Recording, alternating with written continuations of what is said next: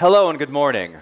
Thank you so much for joining me. My name is Jason Levine, Principal Worldwide Evangelist. And for those of you tuning in on the Creative Cloud Facebook page, thank you again for joining me here on Tuesday, day 2 of NAB 2017.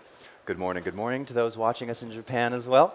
And we are going to be giving you a very brief overview of multiple features that we just released in CC 2017 across Premiere Pro, After Effects, Audition, and Character Animator. Now, I can't really go into depth in all of these, so for those, if you want to learn more about the individual features, please come visit me today at noon for Premiere Pro.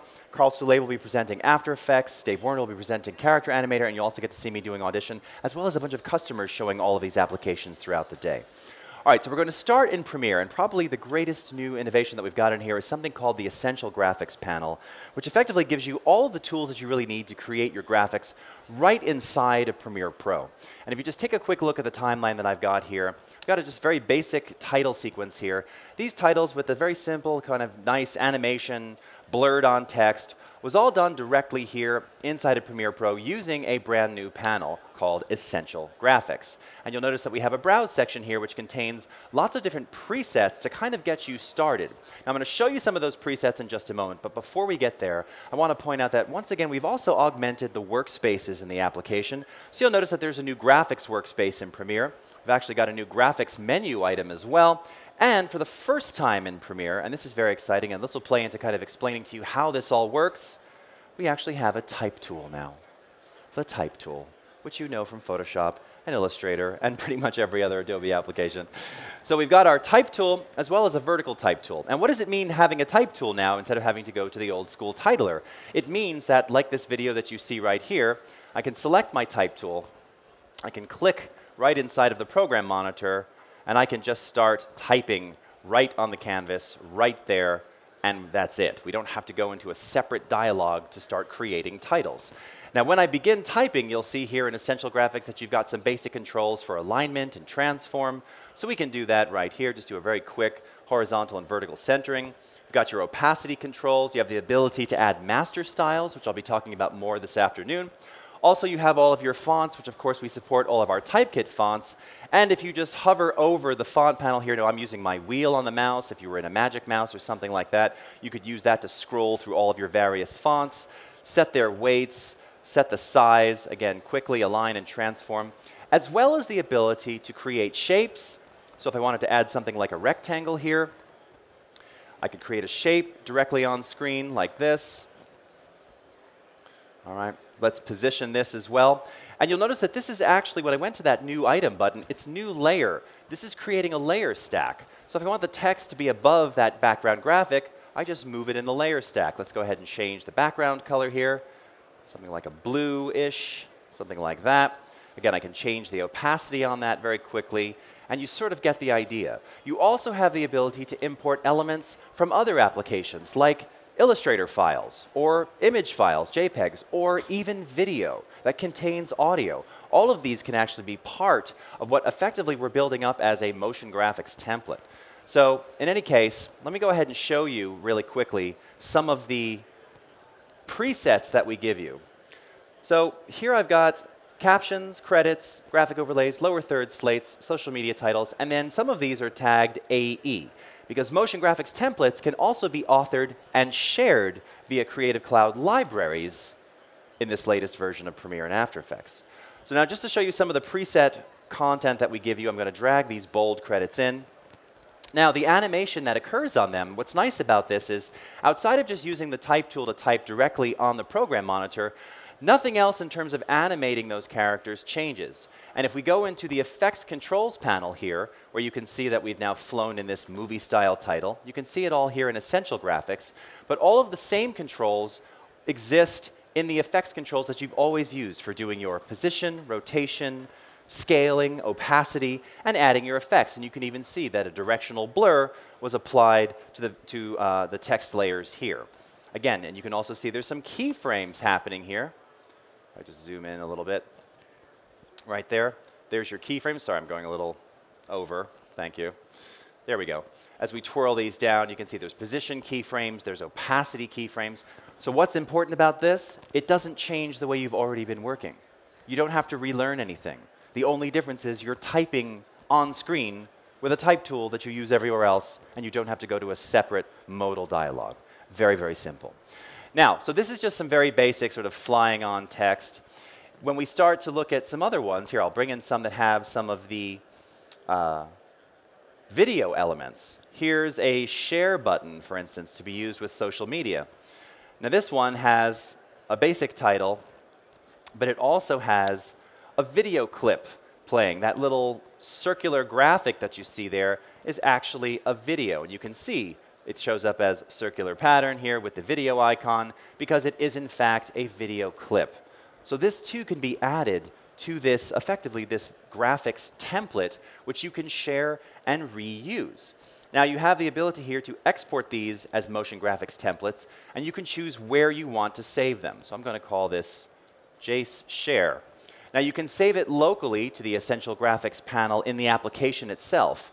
But what makes this feature incredibly powerful is that as a Premiere person, you can save them to CC libraries. And when I show you the After Effects ones, that's where this gets incredibly cool. Because if you have someone who does your graphics, who does your lower thirds, your branding, your logos, they can be building up all these template elements, saving them in a shared library, and then you're in Premiere and you just use them. And you have editable parameters. I'm going to show you that. So let's go ahead and save this just quickly, Jace Share, to my library called Jason's Library. If I go to my Libraries panel here, there it is. It's already there. All right, you can see the size, you can see the duration of that particular title. Very, very simple. Let's go back to Browse here for a second, and let's go into some of the AE ones. So these, again, were authored in After Effects. And let's pull in one of these lower thirds. Now what's cool about this, and what I like to show you here, takes a second to load up, is that when we go into the edit mode, you're going to see a whole different series of editable parameters, because now, from within After Effects, and Carl Soule will show you this a little bit later today, you can determine what parameters are editable. And this includes everything from basic text, effects, even things that use expressions, can all be part of this motion graphics template that you're building. So again, I could modify the text right here. I'll just leave motion graphics template in there. But then you see you have comments to tell you, well, the next fields relate to the globe animation. So I can adjust rotation speed on the globe. It's taking a little second here to kick in. I can adjust the longitude offset of the globe. It's not moving at the moment. It must have had a hard night in Vegas. There it is. OK. So we can adjust the angle offset. We can adjust the latitude offset. These, again, were parameters that we decided in After Effects should be editable. You can also adjust things like all the styling, the main colors, the highlight colors, very, very quickly, directly, again, all coming from After Effects. So what I want to do now is, let me go ahead and import a motion graphics template that we built. In fact, you know what? I might even have it open already. Let me see if it's in here. Oh, it is. OK. So this one is a bit more advanced. This was created for, this is like an episodic TV show title. What's really awesome about this is that this one has a vast array of editable parameters. So as I scrub through this, if anyone's watched the HBO series Girls or The Patriot, they have a very common theme where they'll have the same opener with the same music, but the titles change, the graphics change. And this is one of the ways that you could do something like that. So you can see here, you have episode title. So you can change, again, as the editor, my visual effects person gives me this template via libraries. I'm cutting the episodes. What's the title of this episode? This episode is Today at NAB. OK, well, today is day 2, so what episode number is it? Well, one of the editable parameters, which they have tied to an expression, is the episode number. So I can switch it to episode 2, and it reflects here on screen. OK, you can change the graphic style. Again, this was built in to the template, so they have various different styles. You can see, as I'm switching through them here. It's taking a second to catch up, that are already pre-cooked into this motion graphics template. Basic title adjust, up and down, title scale. You even have the ability with this template to change the background image. I don't have to go to After Effects. Oh, this is going very slowly. I don't have to go to After Effects. I don't have to do anything in After Effects. all of this control is given to me directly inside of Premiere. And again, Carl Soleil is going to show you later today how you can author these and modify them and share them via libraries as well.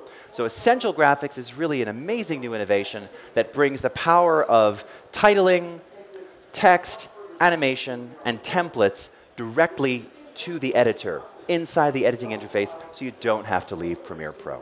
Okay? Cool. All right. So let's see. Okay, we've got about 17 more minutes. A couple things to talk to you about with regard to VR. So you know that last year here at NAB, we introduced initial support for VR editing. And here we have some footage which was shot by Kim4 Collective, which you can find on the Jaunt VR site. This project is called The Needles. And you've seen how we have this VR viewer inside of Premiere. And we can even, of course, play back the content. One of the many spires here in the Needles. I'm just going to mute this for a second. And as it's moving, we can actually scrub through the 360 space so that if you are editing and cutting this, even without goggles, you have the ability to experience what the user would experience inside the 360 sphere. Well, in this latest release, now we're introducing support, initial support for ambisonic audio files. So ambisonic 4-channel audio files, you can see I've got one contained down here inside of the timeline. And in order to sort of preview to understand if that ambisonic audio is going to be tied properly to the directionality of the video, we had to add a couple of new effects. So let me go ahead and pull up my track mixer here. And on the master fader, I'm going to go into Special, and we're going to pull up the binauralizer for ambisonic audio files. And what this is going to allow you to do, now when you enable this feature, what's going to happen is, if anyone's ever worked with binaural audio before, this is something that's been around, binaural recording has been around for decades. I used to do it myself and once owned one of those Bang & Olufsen binaural heads, if anybody remembers those, with the condenser microphones in the ears. And the concept is that even in a stereo environment, in headphones, when binaurally captured, you know, if someone were doing something like cutting hair, because of the way the sound is captured through these heads, as the human ears capture them, hear them, you kind of experience that 360 field and sound. Well, that's what the binauralizer does. This allows you to test as you're moving through your VR content. And for this, I actually want to show my controls so I can see my actual position in degrees. If I were to say, have the sound go 110 degrees behind me, and I can go ahead and play this for you right now. And then down below is the sorcerer. I want to be able to know what that would look like at that particular location as well. So I can type in the same or just scroll to the same position here. And it should sound like it's coming from over there while he's talking over here. And again, you can move this around. This is solely for preview purposes, but this makes it very easy to really test. I think behind us is the Sorcerer's Apprentice, or maybe the Magician, actually. Okay, now we're not in headphones. They all have like wizard and warlock names.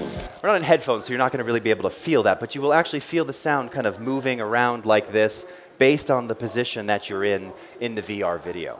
So we have a binauralizer for ambisonics. We also have the ability to pan with your ambisonic audio. Now this can be done at the clip level as well, so if you actually wanted to move the audio as the person were in goggles, it could also be tracked and moving by allowing you to control pan, tilt, and roll. Now additionally, that's just for the audio side, and if you're going to be using this for preview, you'll want to make sure that you turn it off.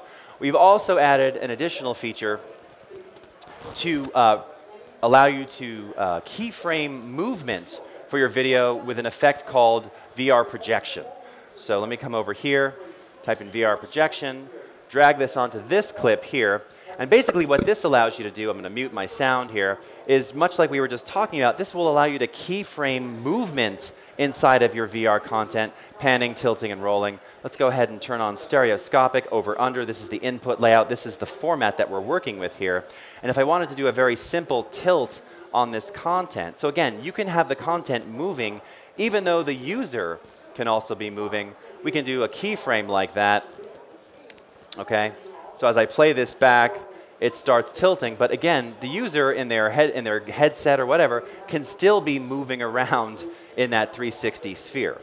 So a lot of cool things that you can do with these new effects. Additionally, if I go back to my project panel and go under sequence, you will also see that we have a whole new set of presets to allow you to very quickly author monoscopic and cut monoscopic or stereoscopic VR. So this footage happens to be stereoscopic. Here's some of the presets for commonly used frame sizes. For instance, if anyone's using like the Samsung Gear 360, it captures at 3840, 1920. We've got a preset for you right here. And if you were using that with ambisonic audio, we have a preset that supports that as well. When you're ready to actually export this, you'll go to File, Export Media. We'll go into the media encoder here. We're going to choose H.264 for this particular content, where you will also see a whole new series of VR presets here. All right. And if you go into your audio options, you will now also see, oh, and here, let me, channels is 4. Scroll down. Now you'll see that we can tell it, yes, the audio is ambisonics. And incidentally, if you were to choose one of these presets here, it will already be pre-configured for you. On the video side itself, because of what we call auto-aware VR, it automatically knows what the video is without you having to even check this box. So when you deploy this to YouTube or Facebook, you'll have VR-ready content that your users can experience on the web, on a mobile device, or externally via goggles. Okay? So that's just a couple of the additions in Premiere with regard to VR, ambisonics, and the Essential Graphics panel. We're going to bounce over to After Effects real quickly. I'll talk to a couple of the cool new things there. Now, for those of you who've been using After Effects for some time, a lot of people have been asking for this. I've got it nice and big. We now have beautiful real-time scopes in After Effects. These scopes, which we first sort of borrowed from SpeedGrade and brought into Premiere, we've now brought them into After Effects. And if you click on the wrench menu here, you'll see that you have all the same options, including actually quite a few additional options. You can have up to 5 scopes in view at a time. You can choose your parade type, your waveform type. Go into Luma here. It's just really functional, beautiful, real-time. Choose your color space, and then we've also added the brightness controls to keep them dimmed or as bright as you like as you're working in AE. This is something that users have been asking for several versions already, and it's really awesome to be able to bring those to you. In addition to that, we've done a lot of work in After Effects to improve speed and performance. And in the last couple of updates, we've added GPU acceleration to a lot of the commonly used effects that people will work with in After Effects. So I've pre-cooked a couple of these things, but one of them, first and foremost, is drop shadow. Drop shadows are used all the time in After Effects. So here what you can see, if I go ahead and just unhide this layer, I'll turn on my drop shadow here, play this back, this little title sequence. Again, GPU accelerated with uninterrupted preview. So what does that mean? I've got my drop shadow applied, as you can see. Turn it on, turn it off, or turn it on, turn it off. On, off. It's unbelievably real time and fast. That's uninterrupted preview. That's GPU acceleration. We've also got gradient ramp, again, very commonly used here. So let me go ahead, I'm just going to switch this to color. Going to enable this. Let's go ahead and grab our gradient ramp. Users will love this. You've been asking for this for quite some time. Drop this over here. I'll do my start color. Going to something like this. Go to my end color. Something like that. Okay. Go ahead and play this back. And once again, now we can make modifications to the parameters or simply just enabling or disabling this. And you can see that we've got the nested pre-comp of the title sequence with the drop shadow, and the performance it's just wonderful. Okay? So GPU accelerated drop shadow, GPU accelerated gradient ramp, GPU accelerated levels, and even fractal noise. So this is another one where, again, people have been asking for something like this. Fractal noise used very, very commonly here in After Effects. Once again, you can see we've got some fractal noise enabled there on that background to give it kind of that gritty texture. And this too can be applied and worked with and manipulated. And as you make adjustments and changes, uninterrupted preview, it just keeps on working. It just keeps on playing. And you can A/B before and after very quickly, very efficiently. So lots of new GPU accelerated effects and After Effects. I don't know what the total is now, but between this and Lumetri and Gaussian blur, several others, tinting as well, these commonly used ones we're making faster, and After Effects is getting more and more real time with each subsequent release. And this is really exciting stuff. Now, of course, it wouldn't be an After Effects release or sort of a big video release without some kind of Adobe magic. And this next feature really kind of speaks directly to that. And it's something called Camera Shake Deblur. So anyone who's ever shot anything lately with any kind of handheld camera knows that we do a lot of stuff handheld, and oftentimes you've got a couple of blurry frames. So often to sort of solve that, you might think, especially this one, which is kind of shaky, we could add something like a warp stabilizer. So I've warp stabilized this clip, and it's a little bit better. We still have a couple of blurry frames there. It definitely took out a bit of the wobble, but there's just parts that still aren't quite as sharp. Specifically, if I stop here around frame 33, let's go to the original frame 33. I'm just going to fit these both up to 100%. And in this case, the stabilization, it didn't really help those blurry frames. So what Camera Shake Deblur is that it automatically identifies motion blurred frames, and then using our optical flow technology, it basically samples sharp frames from either side of the blurry region and repairs that frame. So let's go ahead and do that. I'm going to grab my Camera Shake Deblur, drag this on here. Now you'll see you've got a couple of different parameters that you can set. Let's set this to 7 frames. For our deblur method, we'll go into high quality, and then you've got strength and shake sensitivity. Now here's that same frame 33, and you might be looking at that and thinking, well, okay, it looks pretty good, but is it really much sharper? Well, here's the previous one, just warp stabilized, and here it is after Camera Shake Deblur. Okay? Before, after. Adobe magic. Your silence says it all. All right? Now, here's the thing. Thank you, sir. Thank you. Now, like a lot of things, is this going to work on every motion blurred clip? I don't know. Maybe. Just try it. That's why it's magic. Sometimes it amazes you. Sometimes you just never know. But this is the idea, is that we all experience this, and this can really be a lifesaver. All right? And again, in terms of rendering this out, now we're only showing you single frames here, just try it. Just see what this can do. It's already saved a couple of unusable shots for me where there were just a couple of those blurry frames, and it does it actually pretty quickly. All right? Okay, we've got 5 more minutes here. Let's quickly move on to Audition to talk about some of our multi-channel audio workflows.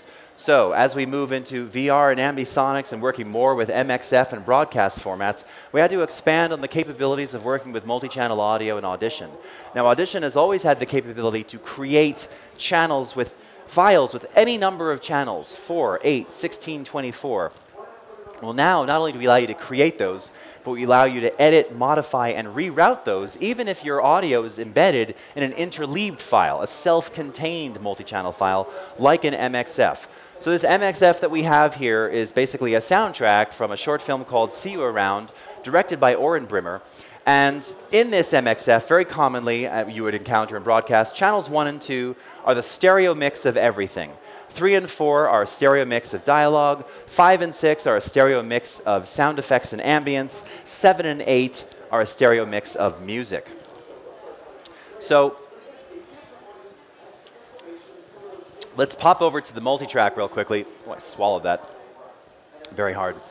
And pull up our video panel here. I'm just going to drag it down over here. And here's our audio file. Now, when I drag the audio file in, you can see it comes in, it looks like an interleaved file. But I actually wanted to separate these out into separate mono stems. I might want to remix bits of this or re-equalize bits of this. So if you hold down the Alt-Option key, this will separate out everything into mono stems just by holding down that key. Now, this is something we'll even do today if you grab multiple audio files and drag them into the multitrack. Hold down Alt or Option, and it will separate them out into individual tracks. But what if I actually have a track configuration that I wanted to preserve? So, for instance, the first track is a stereo mix of everything. Let's put 1 and 2 into a stereo track. But I want 3 and 4 to be in mono tracks. So from within Audition, I can customize the actual multi-track layout. So we've got stereo, mono, mono, stereo, stereo.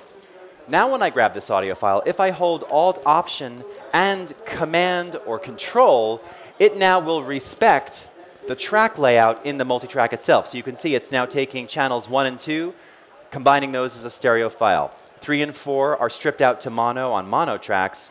5, 6, 7, 8 in stereo tracks. Okay, So just more capabilities to route this, to work with this very, very easily. Now, if you look over at the MXF audio file itself, we have a twirl down here where you can also individually select those channels and import them into Audition. But I mentioned something about rerouting. So let's go ahead and take 3, 4, 5, 6, and I'll drag this in. And now I want to keep this interleaved, because ultimately what I might want to do is maybe I have channels that I need to reorder. Maybe we have the Spanish dialogue on 3 and the German dialogue on 4, and I want to move those to 1 and 2 respectively. But it's already in this kind of interleaved file. Let's go ahead and pull up our Properties panel. And at the bottom of the Properties panel, you will see that we have options for source channel routing.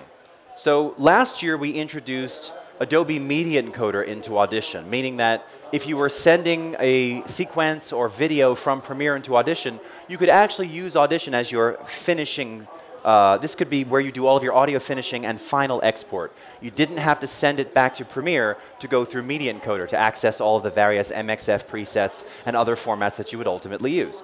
Well, this ties into that. If you ever used that, you saw that there was a source channel map inside of several of those file formats. Well, now you have this built directly into the Properties panel. So if I wanted to reorder those channels, I can say, no, I actually want this on 3, and this on 4, and this like this. And you can see how it's actually reordering the audio in that interleaved file there. And now I can re-export this out back to MXF directly through Adobe Media Encoder.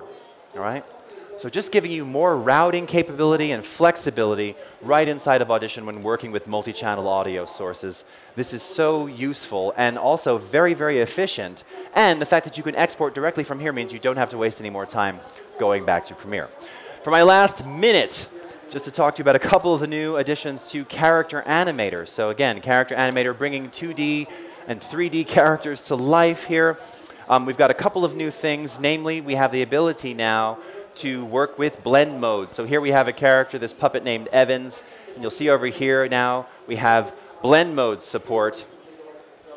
And if I scroll through these, you'll see that hidden in his little panel here, we have the red monster, the original Adobe Character Animator character that we demoed with and showed many, many moons ago. So you now have blend mode support in Character Animator, which is just awesome. Additionally, something that people have been asking for are workspaces. I talked about workspaces that you're going to see modified and optimized in all of our applications. What's cool now, we actually call these workspace modules, is that these sort of guide you through the process of not only building characters, but from learning how to build them, to rigging them, to recording the animation, and even streaming it out. And it basically reveals the tools and the properties that you need for the given task. So here's the start panel, the start workspace, the rigging workspace, the recording workspace, and then up here, the streaming workspace. And this is going to tie nicely into the last thing that I'll talk to you about, which are something new called walk cycles. So if you've used Character Animator in the past, and let me just get my still set rest pose here. Okay? This is our character called Maddie. Basically, you were working with things from, sort of the chest up. And if you wanted to do stuff with the legs or arms, we have the ability to click and drag, and you can do all this kind of stuff. But you couldn't really make the characters walk here. You kind of had to go to After Effects to do something a bit more advanced like that.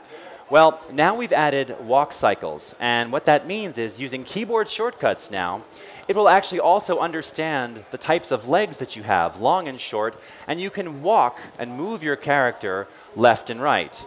So here's Maddie walking left and right. But you also have lots of control over how she walks and the type of walk. Let's go into our walk cycles controls, and you'll see under styles you have walk, slump, strut, prance. My favorite is sneak. This one. Right? Got little creatures running around. I love sneaking. All right? You have stride length, step speed, step phase, body speed, arm swing, arm angle, elbow bend. Crazy, crazy stuff. This is truly becoming sort of your end-to-end solution for creating character animation. And additionally now, we also have something which I'm not going to show you now because we're out of time, called the Vizime editor. So anyone who's worked with lip sync in Character Animator knows that sometimes when you're saying, oh, maybe her mouth is not quite the right shape. Maybe it looks like an ah or an e. So now, inside of your recordable timeline, you actually will have the ability to swap out the mouth shape at a given phrase or word very, very simply to really make that lip sync absolutely perfect without having to re-record, without having to redo it. So, walk cycles, Visime editor, blend modes, workspace modules, GPU accelerated effects, scopes, the motion graphics panel, essential sound panel, multi-channel audio workflows, and dozens of more features. And that is truly the promise of Creative Cloud, continuous innovation. Up next is Richard Harrington, who's going to show you tips and tricks in Photoshop. So stick around for Richard. We will see you again next time. Have a great day. Number 2 at NAB, everyone. Thank you so much. All right.